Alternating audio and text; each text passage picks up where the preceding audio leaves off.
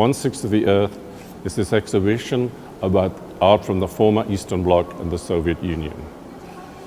It features a number of moving image works installed in different rooms. The title of the exhibition, 1/6 of the Earth, refers to a film by the Soviet documentary filmmaker Dziga Vertov.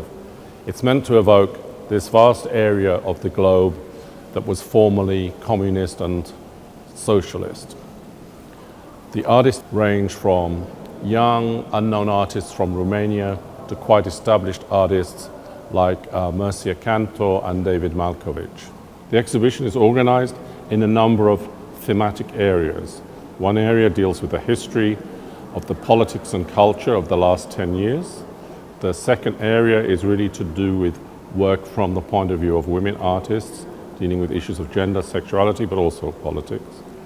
There's a research area featuring work by artists who are looking at the whole artistic scene and the interconnection of different artists' works together.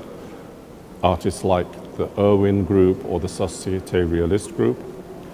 And then there's a big focus on ecological work towards the end of the exhibition. In the middle of the exhibition, you have a big cinema space constructed by the Slovenian artist Tobias Putri. He's built a cinema based on his memories of the cinema in his hometown of Ljubljana in Slovenia.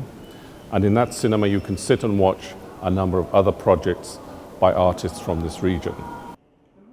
So the first room of the exhibition is dealing with historical issues, and some of the works are confronting archival images with images of the today. One of these works is done by Irina Botea, which is confronting archival images on the Romanian Revolution with a reenactment in Chicago with her own art students.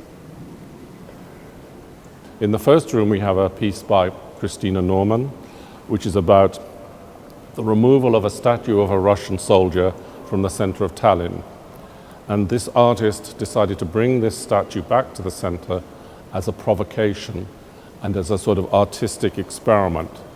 And the film is a documentary of what happens when she brings the sculpture back to the center of the town. Then there's another project further in the same room by a Kosovo artist called Flaka Haliti, which is really a documentation of a rock concert given in honor of those who were killed in the Kosovan conflict.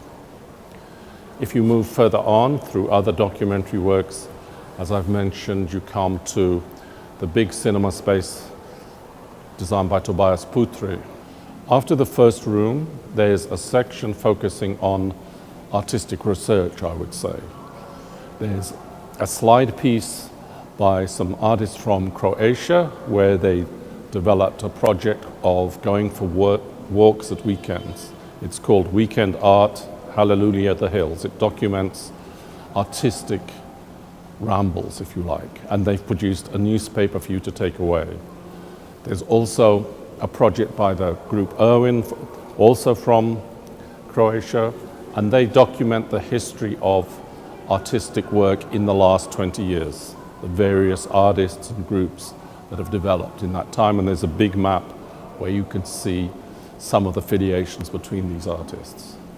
So as part of the reading room, we have also a pop-up book by Stefan Constantinescu, which is confronting his own personal stories with a wider historical frame in a quite playful and humorous way.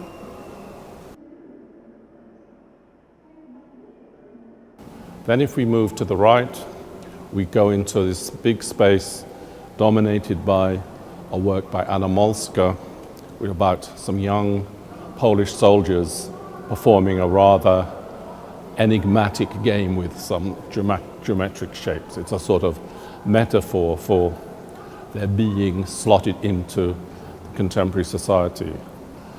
The final room in the exhibition, the final series of rooms, has an ecological focus. We see work which deals with pollution in Moldova, and we go into a big space which contains work from Poland, Albania, and Russia. And then at the very end, you enter a dark space where there's a river flowing through the end of the space. This is the work by Andrej Zdravic from Slovenia, and it's a very important film in which he has documented the life of the river Socha. It lasts about 45 or 50 minutes, and when you watch that, you're like immersed in the river. He spent a year or 2 years working on it to give you the experience of the river through the various seasons. And through this device of finishing the exhibition with Andrej's piece, we kind of come back to a sort of utopia that we lost in other parts of the exhibition.